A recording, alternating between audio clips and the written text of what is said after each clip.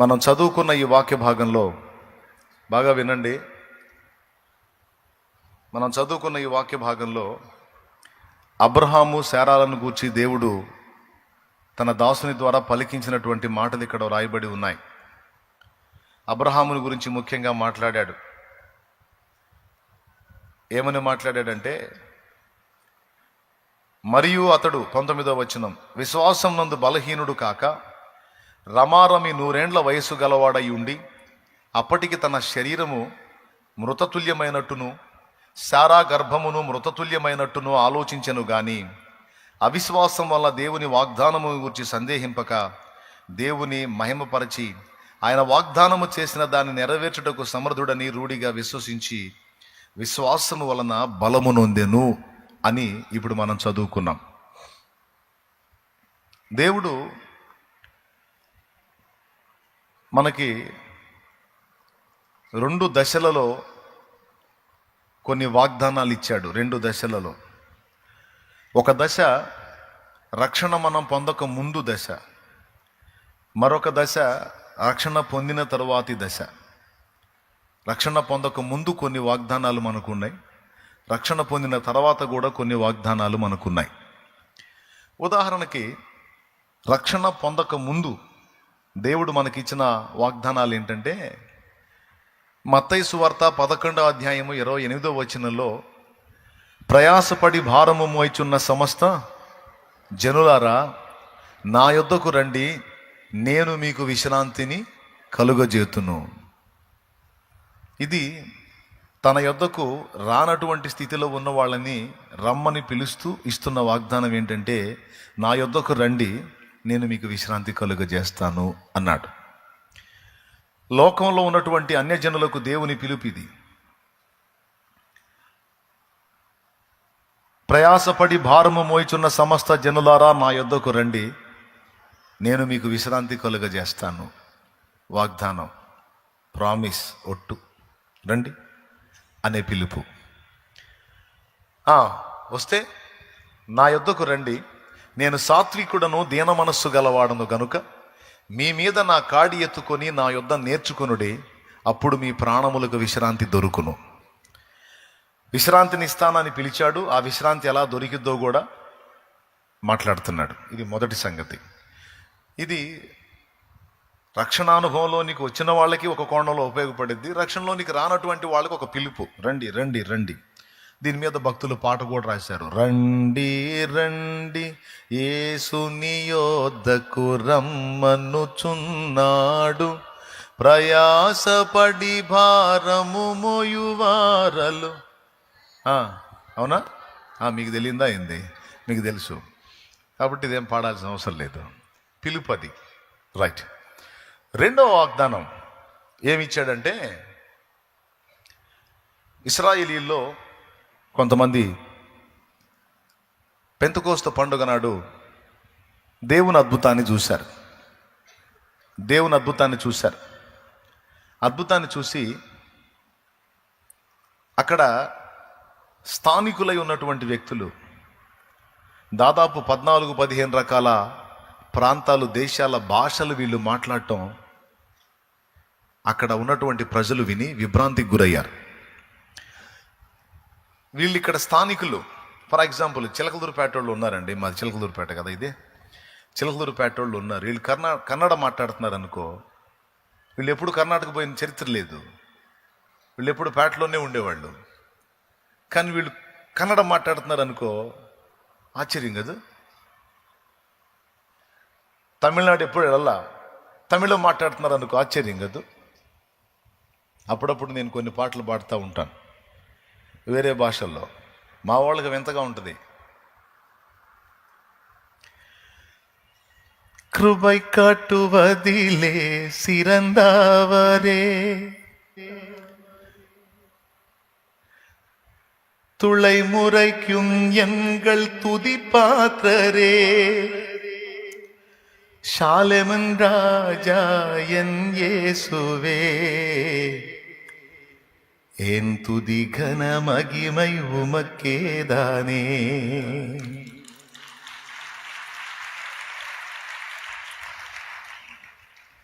ఏమర్థమై చప్పట్లు కొట్టారు?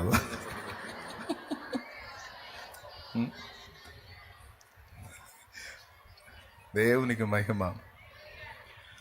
கிருபை காட்டுவதிலே சிறந்தவரே, தலைமுறைக்கும் எங்கள் துதி பாத்திரரே.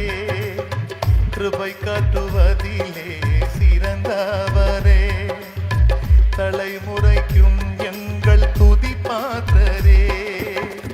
ஷாலேமின் ராஜா என் இயேசுவே, என் துதி கன மகிமை உமக்கேதானே. ஷாலேமின் ராஜா என் இயேசுவே, என் துதி கன மகிமை உமக்கேதானே. ஆராதனை துதி ஆராதனை, ஆராதனை துதி ஆராதனை, ஆராதனை துதி ஆராதனை, ஆராதனை துதி ஆராதனை, ஆராதனை துதி ஆராதனை, ஆராதனை துதி ஆராதனை. ராஜவாகியே என் தேவனே, ராஜா மகாராஜா எங்கள் இயேசுவே. ராஜவாகியே என் தேவனே, ராஜா மகாராஜா எங்கள் இயேசுவே. கோடி ராகத்தில் பாடினாலும், கோடி ராகத்தில் பாடினாலும், எம்மன ஆசை தீராதையா, எம்மன ஆசை தீராதையா. ஆராதனை துதி ஆராதனை, ஆராதனை துதி ஆராதனை, ஆராதனை துதி ஆராதனை, ஆராதனை துதி ஆராதனை, ஆராதனை துதி ஆராதனை, ఆరాధనై తుది. దేవునికి మహిమ. ఇప్పుడు ఇక్కడ మా పేటోళ్ళకి, స్థానిక పేటోళ్ళకి ఈ తమిళం ఎట్టొచ్చి ఎందుకని అనుకుంటారు. ఎట్నో నేర్చుకొని పాడుతున్నా. దేవునికి స్తోత్రం, హల్లెలూయా. ఇట్లాగా అక్కడున్న స్థానికులు, నేనేమో నేర్చుకొని పాడాను. ఇప్పుడు ఈ పాట, ఆ చెమ్మగిల్లు పాట ఒకటి కన్నడలో పాడాను. దేవునికి స్తోత్రం. కర్ణాటక వాళ్ళు ఎవరన్నా ఉంటే వాళ్ళు ఆశ్చర్యపోతారు, ఎట్లా తెలిసింది మా భాష తెలుసని. ఇప్పుడు నేను పాడింది తమిళ వాళ్ళు వింటే అరే ఎట్లా తెలుసు అనుకుంటారు. అంటే నేను నిజం చెబుతున్నాను, నేను నేర్చుకున్నాను. పాట రాసుకొని నేర్చుకొని తిప్పలు పడి పాడుతున్నాను నేను. కానీ అసలు నేర్చుకోలేదు, ఏం లేదు. 10 రోజుల నుంచి ప్రార్థనలో ఉన్నారు. 10వ రోజు పరిశుద్ధాత్మతో నింపబడ్డారు. బలముగా వీచే గాలి వంటి శబ్దం ఒకటి ఆకాశం నుండి వచ్చింది. అగ్ని నాలుకల వలె విభాగింపబడి వారు కూర్చున్నటువంటి ప్రదేశంలో వారందరి తలల మీద రాలింది. వాళ్ళ నాలుక సడలింది. ఎగ్దం 14-15 రకాల భాషలు మాట్లాడుతున్నారు. మరి చూసిన వాళ్ళు ఆశ్చర్యపోరు. అది ఈ ఊరు తప్ప ఇంకొక ఊరు తెలియని వీళ్ళకి ఇన్ని రకాల భాషలు ఎట్లా తెలుసు? ఆశ్చర్యం. కొంతమంది ఆ భాషలు తెలిసిన వాళ్ళు ఏమో ఆశ్చర్యపోయి విభ్రాంతి నొంది బిక్కదచ్చి చూస్తూ ఉంటే, కొంతమంది ఉంటారు ప్రతి గుంపులోనూ సోది మాలోకాలు ఉంటారు. ప్రతి గుంపులో ఉంటారు ఆ సోది గుంపు వాళ్ళు. ఏంది వీళ్ళ గోల, క్రొత్త మద్యము సేవించి ఏదో వదరుతున్నారు, అర్థం కావట్లేదు అని వాళ్ళు మందు దాగి మాట్లాడుతున్నారు అన్నారు. ఆ మాట ఎప్పుడైతే అన్నారో పేతురు లేచాడు. పేతురు లేచి, పొద్దు పొడిచి ఇంకా జామైనా కాలేదు, వీళ్ళకి క్రొత్త మద్యం ఎలా దొరికిందిరా బాబు? యోవేలు గ్రంథం మీకు చదవలేదా? మీకు తెలియదా? అంత్య దినములలో జనులందరి మీద నా ఆత్మను కుమ్మరిస్తాను అని నా ప్రభు వాగ్దానం చేసినటువంటి వాగ్దానం మర్చిపోయారా? అది ఆ వాగ్దానం ఇప్పుడు నెరవేరుతుంది.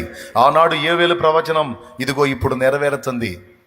మీ కుమారులు మీ కుమార్తెలు ప్రవచించెదరు. నత్తివారి పెదవుల నుండి నేను భాషలతో మాట్లాడిస్తాను, అన్య భాషలో మాట్లాడిస్తానన్న ఆ ప్రభు సెలవిచ్చినటువంటి ఆ వాగ్దానం ఇప్పుడు నెరవేరుతుందర్రా అని దాన్ని ఆధారం చేసుకొని ఇక సువార్త చెప్పాడు. ఎంతసేపు అంటే ఒక పావుగంట ప్రసంగం కూడా ఉండదు, అది మనం చదివితే మొత్తం ఒక 5 నిమిషాల లోపు అయిపోయింది. దాన్ని అనుసరించి వాళ్ళకి సువార్త చెప్పేశాడు. యేసు ప్రభు గురించి చెప్పాడు. యోవేలు ప్రవక్త ప్రవచనాన్ని గురించి ఎత్తి మాట్లాడాడు. అది విన్న తర్వాత వాళ్ళు హృదయమందు పొడవబడి సహోదరులారా, రక్షణ పొందినట్లు మేమేమి చేయాలి అంటే ఆయన చెప్పాడు. ఆయన 2 చెప్పాడు. వాళ్ళేమో ఒకటి అడిగారు, ఒకటి అడగల. అడిగింది ఏంటంటే రక్షణ పొందుటకు మేమేం చేయాలి అని అడిగారు. రక్షణ పొందితే, మీరు పొందినట్టు మేము కూడా రక్షణ పొందితే, మీరు పొందిన ఈ ఆత్మని మేము కూడా పొందగలుగుతాం. అంటే వాళ్ళు ఏం ఆశించారంటే వాళ్ళు పొందినట్టు రక్షణ పొందాలి అండ్ వాళ్ళు పొందినట్టు పరిశుద్ధాత్మని కూడా పొందాలని ఆశించారు వాళ్ళు. దేవునికి స్తోత్రం.